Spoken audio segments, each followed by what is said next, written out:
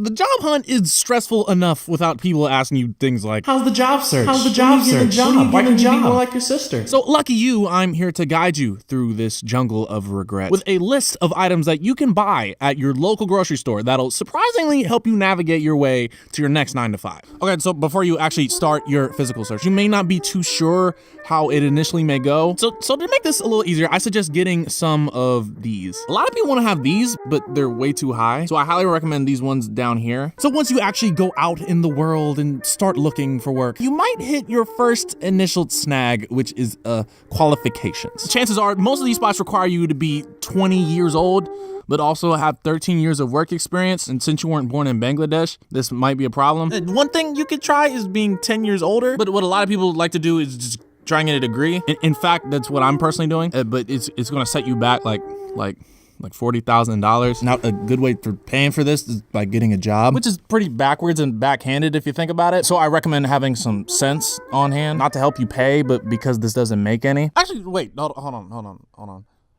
How am I paying for it?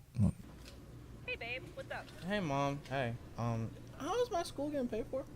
What do you mean, how is school getting paid for? I mean, how am I giving the university $40,000 for 4 years of education? Your loan, sweetie. I'm sorry, what? You don't remember? You owe $43,000. Don't forget to add on interest for the unsubsidized loans, plus what you took from the bank. Then there's the plus loan. Okay, so thankfully I've just figured out a very solid workaround that'll really help us solve this situation. All right, looks like you've actually found some candidates that you're actually willing to work for, and you're about to apply to like all 13 of them. Now, as you start your application, you may get a quaky feeling in your stomach looking at some of these questions. Possibly some negative thoughts that you won't be good enough or that you'll start to hate your job. But this isn't anything to worry about and is commonly known as foresight. Now, going through all 21 applications, you may see questions asking about references and specific skills and why you should be considered for the job. And because of that, I like usually to purchase a comforter, like something thick and durable, really comfy for all the lying you're about to do. This is also applicable for other questions aimed around figuring out how positive you are, how excited you are to work, how well you get along with people.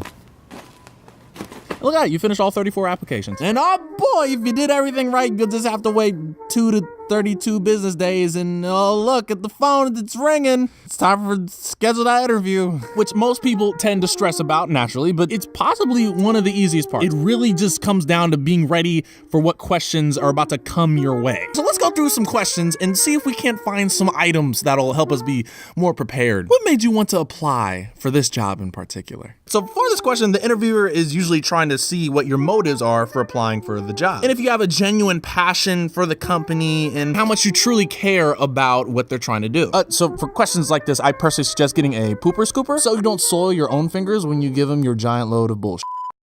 Name an instance where you blank. Oh, okay, so a scenario question. This is a chance for the interviewer to see about how you handle certain under pressure situations. So let's head on over here to the makeup aisle because that's what we're going to be doing. And surprisingly enough, and you wouldn't see it now, but a lot of men in this aisle, contrary to popular belief, because we do this all the time. And you know, while we're here, tell me a little about yourself. And we're going to go ahead and grab that concealer. Where do you see yourself in 5 years? Now this is a really good question, you know, and it's one that takes a lot of deep personal thought and self-reflection. So we're just gonna head over here and you don't even have to buy this for real, but you know, we're just gonna look into this mirror and just look deep into it to see if we can, Oh, and there it is. Yeah, there you go. And whoop, there you go. You should have all the items you need at this point. Hopefully with these, you'll be in a good spot. And from here, it's all about waiting on that call. Now, for just a reminder, this guide for finding work isn't for everybody. In fact, you can make some substitutions. For example, you could substitute every item on this list for a camera and a totally not stolen version of Premiere Pro and try to make creative YouTube videos in your local Walmart about things you hate, like finding a job, and a long shot hope that in time it becomes a job. So despite if you decide to make any substitutions or not, it doesn't always work out for everybody. So just in case, somewhere to put all the time you just spent. What's up, y'all? Sorry, I'm looking so scraggly.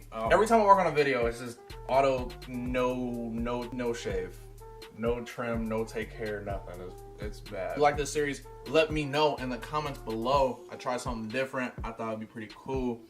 Hopefully you guys like it. Let me know in the comment section below if I missed any items that would help me when finding a job. That's really about it. Thanks for watching. Make sure you like, share, and subscribe. Please subscribe. I'll talk to you guys later. Peace.